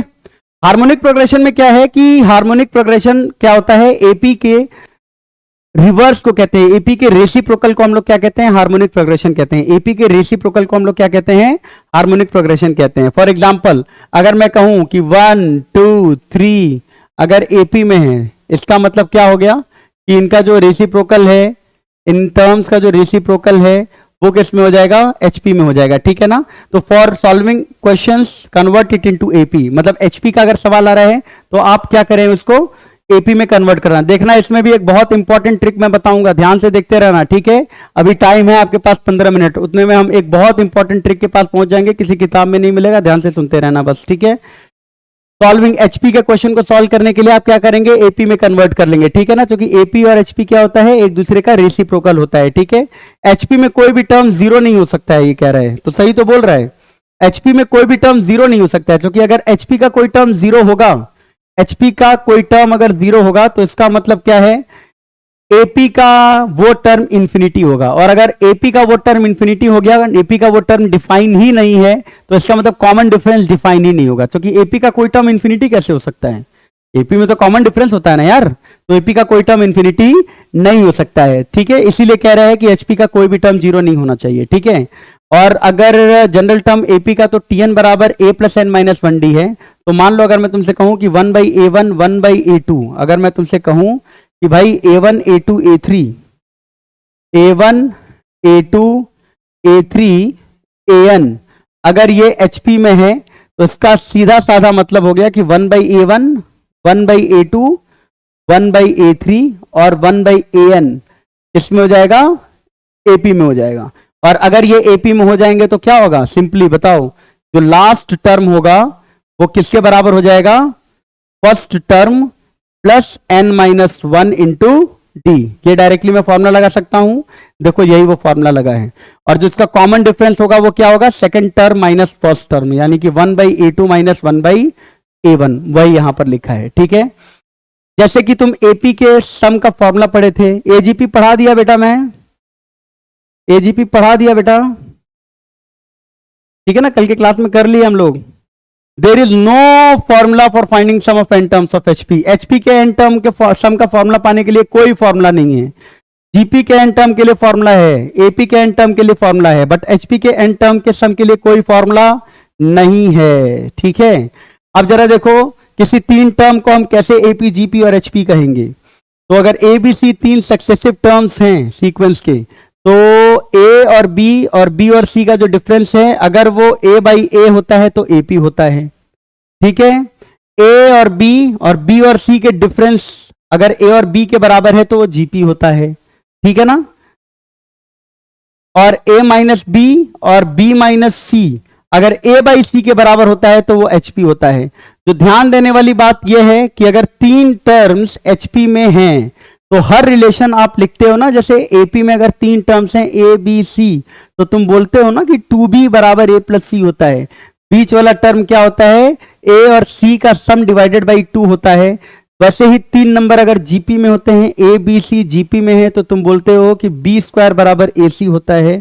बी स्क्वायर बराबर ए सी मतलब बीच वाले का स्क्वायर बराबर ए इंटू सी होता है। और उसी प्रकार अगर तीन नंबर एचपी में होंगे तो इनका जो उल्टा होगा बेटा वो क्या होगा, वो एपी में हो जाएगा। और अगर वो एपी में हो जाएगा तो बीच वाले का दोगुना बराबर पहला प्लस आखिरी बेटा। और यहां से कितना आ गया, 2/b बराबर कितना आ गया, जरा बोलो, ए सी और ए प्लस सी। तो b की वैल्यू किसके बराबर आ गई बताओ, 2ac अपॉन a प्लस सी, ये हो जाएगा b की वैल्यू। अगर 3 नंबर एचपी में है तो आपको हमेशा ध्यान रखना कि बी की वैल्यू किसके बराबर होगी, 2ac अपॉन ए प्लस सी के बराबर। किसके बराबर होगी, 2ac अपॉन ए प्लस सी। हमेशा ध्यान रखना, याद रखना है, याद रखना है कि अगर 3 नंबर एचपी में है तो बीच वाला जो टर्म होगा वो होगा 2ac अपॉन ए प्लस सी। ठीक है, आगे बढ़ते हैं, थोड़ा सा आगे बढ़ते हैं और आगे हम लोग चलो एक क्वेश्चन करते हैं, एक क्वेश्चन करते हैं, जरा देखो। एबीसी अगर एचपी में है तो बी प्लस ए अपॉन बी माइनस ए प्लस बी प्लस सी अपॉन बी माइनस सी बताना है। ठीक है, इसकी वैल्यू कितनी होगी ये बतानी है। बी प्लस ए अपॉन बी माइनस ए प्लस बी प्लस सी अपॉन बी माइनस सी की वैल्यू बतानी है। ठीक है, तो बेटा एचपी का अगर ना वेरिएबल रिलेटेड क्वेश्चन आ जाए ना, एचपी में वेरिएबल रिलेटेड क्वेश्चन आ जाए तो एक तो ये तरीका है कि तुम ना बी जहां जहां क्वेश्चन में घूम रहा है ना उसकी जगह 2ac अपॉन ए प्लस सी चिपका दो। यहां पर 2ac अपॉन ए प्लस सी लिख दो, यहां पर 2ac अपॉन ए प्लस सी लिख दो, आंसर आ जाएगा तुम्हारा। समझ रहे हो क्या? वेरिएबल रिलेटेड क्वेश्चन में बी अगर है तो बी की जगह 2ac अपॉन ए प्लस सी चिपका दो, आंसर आ जाएगा। या फिर एक इनोवेटिव तरीका देखो, इनोवेटिव तरीका यह है कि एचपी का जो लेना देना होता है ना, एचपी का लेना देना रेसिप्रोकल के साथ होता है। तो मैं क्या करूंगा, इसको रेसिप्रोकल में डिवाइड कर दूंगा। मतलब मैं एक छोटा सा काम करने वाला हूं, देखो यहां b प्लस ए अपॉन बी माइनस ए है ना, तो सबको ए बी से डिवाइड कर दे रहा हूं। ध्यान से सुनना मेरी बात, ध्यान से सुनना, ध्यान से सुनना। सबको किससे डिवाइड कर दो, ए बी से डिवाइड कर दो। मतलब इस वाले टर्म में सबको ए बी से डिवाइड कर दो, तो b बाई ए बी कितना हो जाएगा, b बाई ए बी हो जाएगा 1 by A by A B हो जाएगा 1 बाई बी। ध्यान से सुनना, b बाई ए बी हो जाएगा 1 by A minus A by A B हो जाएगा 1 बाई बी। ऐसा मैं क्यों किया, क्योंकि मुझे पता है कि एचपी का लेना देना रेसिप्रोकल से है, तो मैंने क्या किया, इनको सबको ए बी से डिवाइड कर दिया ताकि ये सब अपने रेसिप्रोकल में आ जाएं। सेकंड वाले में देखो बी और सी है ना, तो सबको बीसी से डिवाइड कर दो, कितना आ जाएगा 1 by C plus 1 by B, और ये आ जाएगा 1 by C minus 1 by B. अब जरा एक बात बताओ, अगर ए बी सी एचपी में है, ए बी सी एचपी में है, बेटा ये देखो दुनिया करती है, ठीक है ना, ये सब करते हैं, कोई दिक्कत नहीं है। तो ये तो तुम समझ लो कि तुम भी करोगे, ठीक है ना। कुछ इनोवेटिव अगर सोचना है तो देखो ये सोच सकते हैं, ठीक है ना, ठीक है। एबीसी अगर एचपी में है तो तुमको क्या पता है बताओ, 1 बाई ए 1 बाई बी और 1 बाई सी किस में होगा भैया, एपी में होगा, खत्म काम। और अगर 1 by A 1 by B 1 by C AP में है तो बताओ 1 by A minus 1 by B को तुम माइनस डी लिख सकते हो क्या कॉमन डिफरेंस में, और 1 by C minus 1 by B जो यहां पर डिनोमिनेटर में है वो क्या हो जाएगा, third term minus second term, उसको डी लिख दो। इसका मतलब ये देखो क्या हो गया, देखो 1 by A plus 1 by B, और ये कितना है जरा बताओ, ये माइनस डी है, ठीक है ना, ये कितना है माइनस डी है, ये माइनस डी है, ठीक है। तो ले लो माइनस डी कॉमन ऐसे करके, ठीक है। और ये कितना हो जाएगा बताओ, प्लस 1 बाई सी, या एक काम करो इसमें माइनस डी ही कॉमन ले लियो ना, तो 1 by C minus 1 by b है ना, इसको ऐसे लिख लो, देखो इसको लिख लो 1 by b minus 1 by c, और आगे माइनस लगा लो, minus 1 by b minus 1 by c. अब ये माइनस डी आ गया और ये आ गया plus 1 by C minus 1 by C minus 1 by C minus 1 by B, ये आ गया, ठीक है। देखो ये कैंसिल आउट हो गया, ये कितना आ गया, माइनस का 1 बाई डी और साथ में आ गया 1 by A minus 1 by c. और अब जरा बताओ, अगर ये तीन टर्म एपी में है तो 1 बाई ए माइनस 1 बाई सी जो होगा वो माइनस का 2d होगा क्या यार, बोलो। 1 बाई ए माइनस 1 बाई सी की जो वैल्यू है वो माइनस का 2d होगा क्या, क्योंकि ये third term minus first term है ना, तो माइनस का 2d हो जाएगा, यानी माइनस 1 बाई डी और ये माइनस का 2d हो गया, तो आंसर कितना आ जाएगा, 2 आ जाएगा। ये तरीका मैंने सिर्फ इसलिए तुमको बताया है ताकि तुमको हमेशा इस बात का ख्याल रहे कि एक तो एचपी में वेरिएबल रिलेटेड क्वेश्चंस हो तो आप बी की जगह 2ac अपॉन ए प्लस सी पुट कर सकते हैं, या फिर एचपी का अगर कुछ क्वेश्चंस हो वेरिएबल रिलेटेड तो हमेशा रेसिप्रोकल बनाने की तरफ आपका एक ध्यान होना चाहिए। आई बात समझ में? अगर आई बात समझ में तो चलो एक बहुत ही इंपॉर्टेंट क्वेश्चन की तरफ हम लोग बढ़ते हैं, और वो क्वेश्चन है ये। Try to attempt this question. मैं आपको 2 मिनट का टाइम दे रहा हूं, इसे अटेम्प्ट करो, फिर हम लोग इसका बहुत ही इंपॉर्टेंट सॉल्यूशन बताएंगे, बहुत ही इंपॉर्टेंट थ्योरी बताऊंगा इसके पीछे। पहले अटेम्प्ट कर लो एक बार।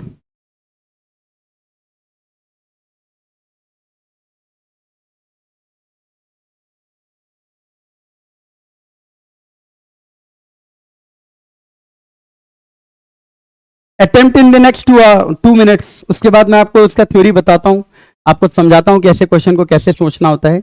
बहुत ही इंपॉर्टेंट क्वेश्चन है, क्योंकि आईआईटी में खास करके ना एपी और एचपी से रिलेट करके ना चीजें आती हैं। ठीक है ना, आप आईआईटी का पुराना क्वेश्चन देखोगे ना, जब पीवाईक्यू लगाओगे तो आप देखोगे, हर बार देखोगे कि एक क्वेश्चन मेल्स में और इस तरह का आता है जिसमें एपी और एचपी को रिलेट करके आया है। ठीक है ना।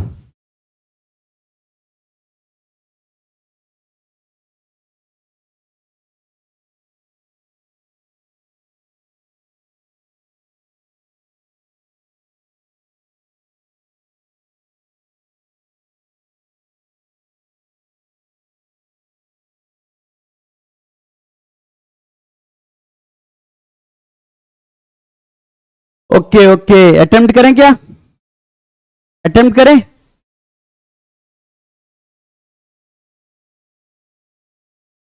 विशाल त्रिवेदी, गुड।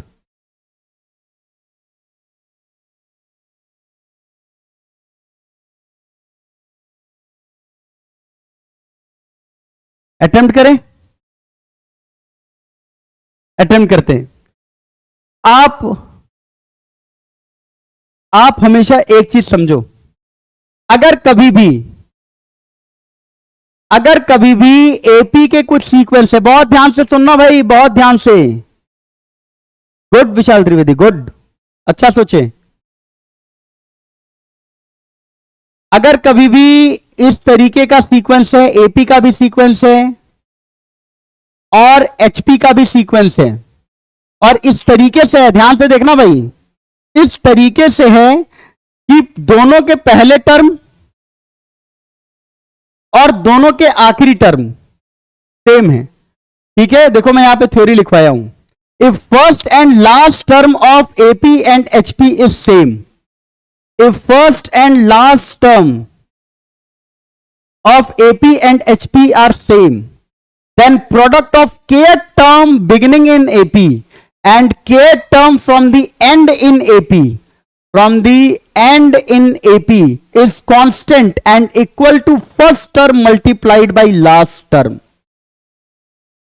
अगर AP के और HP के, ध्यान रखना ये बहुत इंपॉर्टेंट कॉन्सेप्ट है, क्योंकि अगर इस क्वेश्चन के तुम भाई इस क्वेश्चन के अगर तुम स्ट्रक्चर में फंस जाओगे तो कर ही नहीं पाओगे। अगर निकालने लगे अलग अलग ना तो तुम्हारा हालत खराब हो जाएगा। इसलिए ये थ्योरी बहुत इंपॉर्टेंट है कि अगर दो सीक्वेंस दिए हुए हैं, अगर दो सीक्वेंस दिए हुए हैं जिसमें एपी का पहला टर्म और एचपी का भी पहला टर्म सेम है, एपी का आखिरी टर्म और एचपी का जो आखिरी टर्म है उसकी भी वैल्यू सेम है, तो होता क्या है कि जो एपी और एचपी के जो टर्म्स होंगे ना, एपी के स्टार्टिंग से और एचपी के एंड से जो सेम नंबर ऑफ प्रोडक्ट होंगे, उनकी जो वैल्यू होगी वो हमेशा पहले और आखिरी टर्म के बराबर होगी। ठीक है, जैसे देखो ये क्या है बताओ, A7 क्या है बताओ, मुझे निकालना था A7H24, A14H17 और A11H20 का प्रोडक्ट। तो A7H24 का मतलब हो गया कि AP का 7वां टर्म स्टार्टिंग से, और HP का 24वां टर्म क्या है, HP का 7वां टर्म एंड से है। तो इनका जो प्रोडक्ट होगा वो हमेशा पहले और आखिरी टर्म के प्रोडक्ट के बराबर होगा। तो पहले और आखिरी टर्म का प्रोडक्ट है कितना जरा बताओ, 2 और 25, तो मतलब कितना हो गया, 50 हो गया, 100%। A14H17 मतलब क्या हो गया, ये 14 टर्म स्टार्टिंग ऑफ एपी है और ये 14 टर्म एंड ऑफ एपी है, क्योंकि टोटल 30 टर्म है। तो उसका भी प्रोडक्ट क्या होगा, पहले और आखिरी के प्रोडक्ट के बराबर। A11 और H20 मतलब 11वां टर्म एपी का स्टार्टिंग से और ये 11वां टर्म एचपी का एंड से। तो इनका भी जो प्रोडक्ट होगा वो हमेशा क्या होगा, सेम होगा, और वो होगा पहले और आखिरी का प्रोडक्ट। मतलब तीनों 50 50 50 है, मतलब आंसर आ गया 150।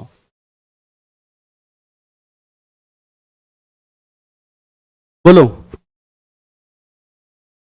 क्लियर है बेटा? एक चीज और, देखो एक चीज हमेशा समझना, आप कभी भी जब भी, मैं आपके बेटरमेंट के लिए बोल रहा हूं, हाँ बेटा ये आइडेंटिटी है, ये बहुत इंपॉर्टेंट आइडेंटिटी है बेटा, एकदम लाजवाब आइडेंटिटी है, आपको ध्यान रखना है कि अगर एपी और एचपी के सीरीज एक साथ चल रहे हैं और आईआईटी में बहुत बार आया हुआ है और तुम किसी बुक में देखोगे उसका सॉल्यूशन जो है वो पूरा एकदम लंबे तरीके से किया है, आपको ये तरीका याद रखना है, ये तरीका याद रखना है कि एपी और एचपी के दो सीक्वेंस हैं, एपी का टर्म पहला टर्म, एचपी का पहला टर्म सेम है, एपी का आखिरी टर्म, एचपी का आखिरी टर्म सेम है, तो एपी का के टर्म स्टार्टिंग से और एचपी का के टर्म एंड से का जो प्रोडक्ट होगा वो हमेशा कांस्टेंट होता है और वो एपी के पहले और एपी के आखिरी टर्म के प्रोडक्ट के बराबर होता है। तो A17, A7, A24 क्या है, सातवां टर्म एपी का स्टार्टिंग से और ये क्या है, सातवां टर्म एपी का एंड से, इनका प्रोडक्ट क्या होगा, पहले और आखिरी के बराबर, और सब तीनों ही 50-50-50 हो गया, ठीक है, 150 हो जाएगा, ये याद रखना तुम लोग, ठीक है। एक बात मैं बता रहा हूं आपको कि आप कभी भी किसी क्वेश्चन को करिए तो आप सॉल्यूशन की तरफ बिल्कुल भी ध्यान मत रहिए, नेट से सॉल्यूशन बिल्कुल भी मत देखिए। मैं ये नहीं बोल रहा हूं कि कोई देखा होगा, मैं एक जनरल तुमको बात बता रहा हूं, ठीक है ना। ये जनरल बच्चों का होता है कि कई बार क्या होता है कि बच्चे देख लेते हैं, सॉल्यूशन देख लेते हैं, या बुक, खास करके बुक में जो सॉल्यूशंस होते हैं उनको देख लेते हैं, क्योंकि उसको देखने के बाद से आपकी आदत बन जाएगी, आपकी आदत बन जाएगी, तो आप हर 2 मिनट में ना ट्राई कम करोगे, हाँ ट्राई कम करोगे और आप देखने की तरफ ज्यादा रहोगे, ठीक है, तो आपकी हैबिट बन जाएगी, तो आपका जो सोचने का क्षमता है ना बेटा वो कम हो जाएगा। तो आप हमेशा इस बात का ध्यान रखें कि लास्ट फाइट तक क्वेश्चन को करें, क्योंकि लास्ट फाइट ही आपको सबसे ज्यादा सिखाएगा। आई बात समझ में, लास्ट फाइट तक आपको सबसे ज्यादा मजबूत करेगा, आप सबसे ज्यादा स्ट्रांग होगे, आप हमेशा इस बात का ध्यान रखना, ठीक है। तो चलिए आज का सेशन खत्म करते हैं यहीं पर हम लोग, और होप कि मिलेंगे हम लोग नए स्टार्टिंग से क्लासेस में, 12th 11th और ड्रॉपर में सारी चीजें हम लोग देखेंगे, ठीक है। तो आज के लिए गुड नाइट।